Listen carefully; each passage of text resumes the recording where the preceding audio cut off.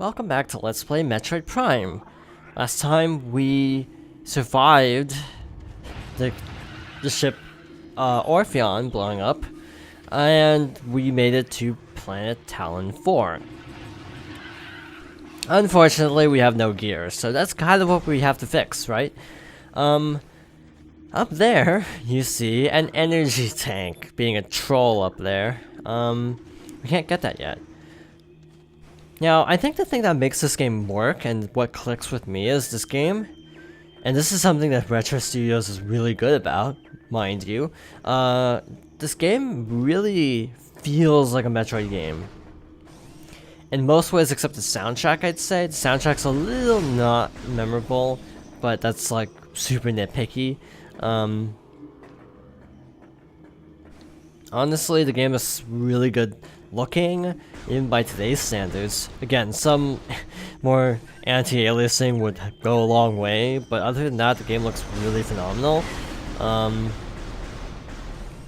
It actually plays really good on the Wii, because you have like really precise aiming. I do find the standard, in case you're wondering, the standard aiming speed to be preferred. There's 3 speeds, like basic, standard, advanced. I'm using standard because I find it to be not like snail slow, but it's also a little bit faster than, I mean, it's a little bit slower and more precise. Which is actually funny because in games with a stick, I tend to crank the aiming speed up to ridiculous levels. But for this game, with the Wii remote, I tend to like a slightly slower pointer speed. And same with mouse games. I tend to not like the speed set too high when playing shooters on a mouse, and I'm not sure why. Because again, I like it with a controller. I think it's because on the controller you have a much slower like turning speed and everything anyway, so it's kind of to compensate for that. These are like wasps. They suck. We don't even have the charge beams. That means if we want power-ups, we have to go manually pick them up. This is also a strange example of a first-person shooter with platforming elements, which also is kind of cool. I did not mean to scan that, but apparently it says the word Chozo, which, hey look, we're in the Chozo ruins, big surprise. I think with all the little critters going around, this world also feels kind of alive, which is cool. And also kind of terrifying at the same time. This isn't a horror game, mind you. This is kind of intense and atmospheric, but I wouldn't call it a horror game. By the way, I'm actually using the lock-on where you can't move the cursor beyond the screen. And the reason is because of actually this next boss. Pretty much solely because of this next boss. Yeah, we actually do have another boss battle right here. By the way, this thing on the left tells you that this is super acidic, so do not step in it, or you die. We don't even have a energy tank. I almost said heart container because I just finished Phantom Hourglass. Even though this is going up before the end of Phantom Hourglass, I'm recording this. This is I advanced recorded that, and so Phantom Hourglass is done. It's going to be about 41 parts, so a few more days. We got these wasps, and they'll just kind of sort of swarm around you quickly, stop, and then try to swoop at you. This is why I find the non-free aim lock-on to actually be more efficient, because it's a lot easier to aim. You can just kind of button mash your way through this if you're aiming right. Because it's kind of a small, thin target, so I find that free aim actually makes it harder to aim properly. But the next mini-boss, actually free aim is actually super helpful for. So just kind of pick your poison, just switch off. You're not locked into a control setup, so feel free to switch anytime.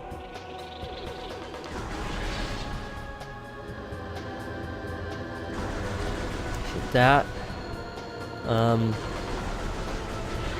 So yeah, just make sure to try to take him out, and also don't fall into the acid. That's good advice. Keep an eye on the radar too. Definitely keep an eye on the radar to see where everything is stopping, and then quickly try to turn and lock around. lock on. And yeah, you can get some small hits periodically just by sort of blind firing, which I do recommend, just sort of firing off and as that spot to try to hit other enemies. We've only gotten hit once so far, which is actually pretty good, all things considered. Also, this game wasn't really built around free aim like Prime 3, so I do find the just locking on be a lot more efficient. I thought there were fewer phases in this, but okay. This seems crazy. Let's wait till they slow down. And just tanking hits really isn't a big deal here because they don't do a ton of damage individually, so I think it's actually worth a hit to just take out a few. But yeah, Metroid's a fun series that's best known for having a weird sort of isolated atmosphere. And this game definitely nails that part, atmosphere. That's something I can say about Retro in general, because DKCR and Tropical Freeze both really nailed the atmosphere. Say what you will about the motion controls and Donkey Kong Country Returns, but yeah, it's definitely got atmosphere. Which reminds me, Donkey Kong Country 2 was my previous DK Let's Play, so 1 will probably happen before too long. No clue when. I have this weird tendency, I'm thinking about it, to actually go out of order. So it's actually weird, this is the one series where I'm actually really adhering to continuity in terms of my play order. Because like I played Sunshine before 64, I played DKC 2 before DKC 1. Now again, like I said, we don't actually have markers, so if they ever made like Prime Remake, which I kind of hope they do eventually, I would hope they would add waypoint markers, because I would really like a waypoint marker to remember where all this stuff is, because I'm not gonna remember this. There's something really good back there too. So yeah, once we get the Morph Ball, spoiler, that's a Morph Ball tunnel, we'll have to come back here, if I remember. And that's a big if. DKC 1, it doesn't really do it for me as much as DKC 2 as in terms of overall game design. It's a good game, it's just not that... Oh, what's the word? It's not... I think it's because DKC 2, just 1 is the best, and 2 I played it first. I've been always kind of meh about the first game, and I've actually never played the third game because on Wii, they pulled the third game for a while from the eShop or the Virtual Console because of, I think, legal reasons with Rare, according to some rumors. But now, Microsoft and Rare are all chummy now, if E3 is any indication. Which is actually really cool to see. I'm not complaining if it sounds like I'm being really snarky about it. I don't actually mean to come off as snarky. I think it's actually a really good thing to have more, to some extent, to have less animosity between companies. And you know, having like Minecraft and Rocket League crossplay, that's a pretty cool thing. As someone who's only kind of passively interested in Minecraft and who has never played Rocket League, I can safely say it's a really cool thing to have cross-console crossplay, even if Sony's on board yet. In this room we have a Morph Ball tunnel and a really high ledge with no way back out, so logic dictates that we must get the Morph Ball in this room or we're kind of stuck. So, got a bunch of these things. They're not too tough, just lock on and shoot.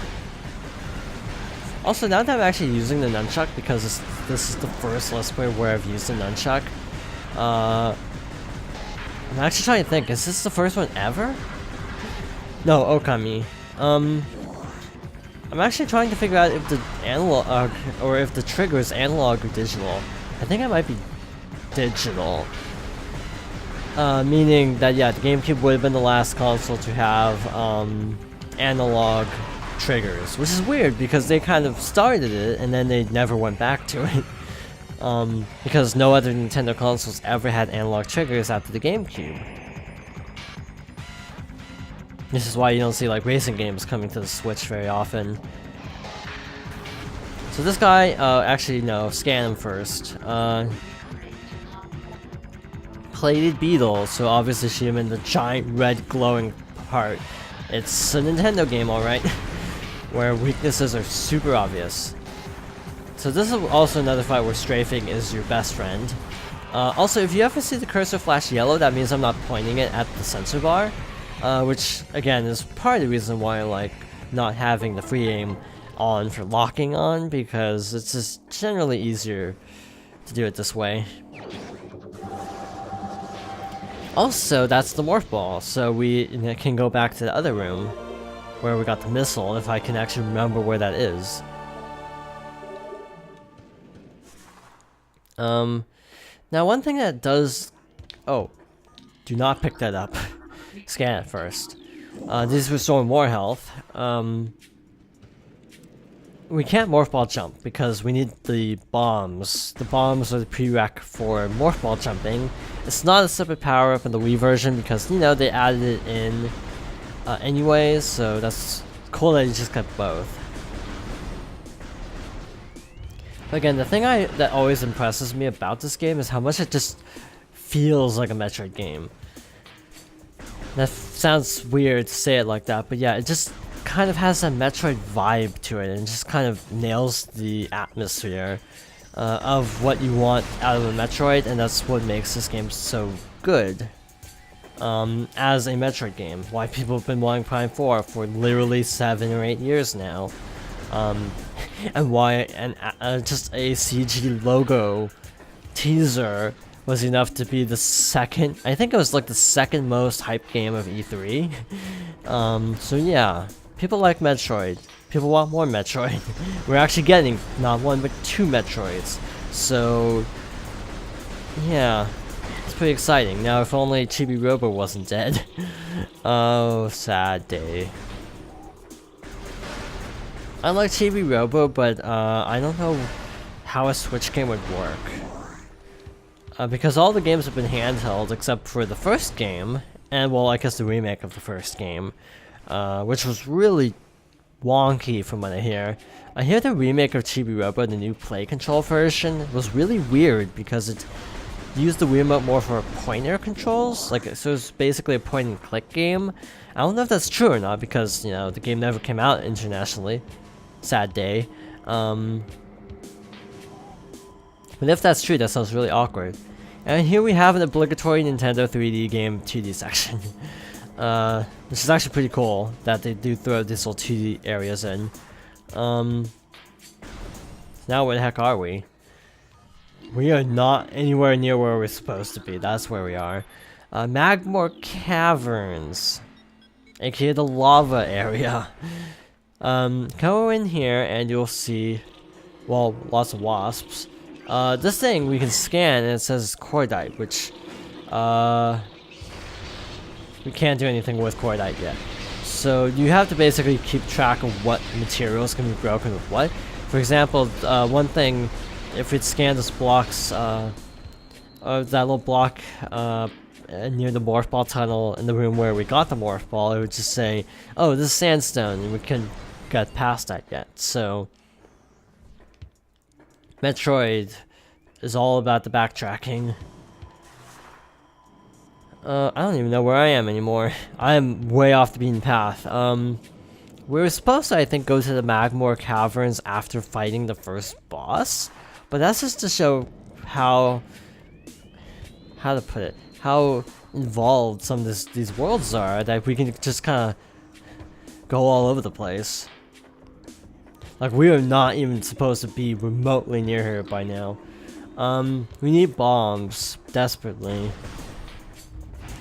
Me going out of my way is actually probably gonna come back and bite me in the butt, if I had to make a prediction. So I think this leads to the energy tank, yes. Fun fact, I didn't even mean to do that. I completely did not mean to do that.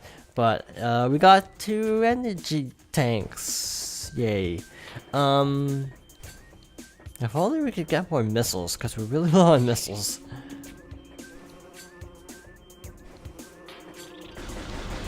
The music in this game is interesting to me because it's actually incredibly not noticeable most of the times, except Magmore Caverns, because Magmore Caverns is actually a remix of shoot, what was that fire area in the first game called? Why am I drawing a blank? Norfair, I think. Like, part of Norfair in Super Metroid is remixed for Magmore Caverns. But we haven't played Super Metroid yet, so you'll actually hear it here first. Oddly enough, if you, for some reason, are not actually playing the game, have never played the games, and just watching this, and this is literally your first experience with Metroid, and also if it's your first experience with Metroid, I apologize deeply. Again, I'm not the best at Metroid. I'll do my best to not completely screw up horribly, but I also can't guarantee anything. Hello, we're not going in there yet. We need the Varia suit, I think, which we had at the beginning of the game, but we lost it. I guess we're going in here then. I'm pretty sure. Oh, hello. These guys are really hard to scan because they blow up. So that's really frustrating. I'm gonna see if I can respawn them. Nope. Well, guess I'm gonna have to do that later. Again, I'm not gonna go for all logbooks. I'm just gonna try to do as much as I can. Oh, this room. Ow. Ow. Good thing I got that second energy tank, huh? Got a door with a shield on it, which obviously we can interact with. By the way, shoot these and scan this. Make sure you scan that. It'll save you some time later.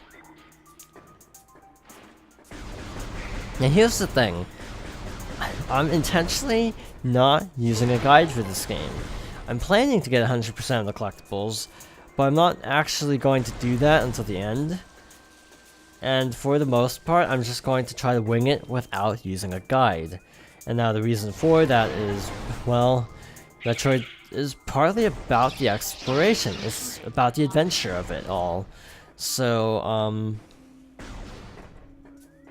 in that spirit of adventure, I decided to not actually use a guide for basic exploration. Just if I'm missing power-ups at the end of the game, I'll just show them all in a montage, and then that'll be it. And I'll obviously use a guide for that because navigationally challenged. We're not really. I don't know if we're supposed to know about that yet. Because on my first playthrough, that was like one of the last missile tanks I actually got because I used a guide. I was gonna say I used a power up to find out where it was, but actually I just used a guide. This place is super important.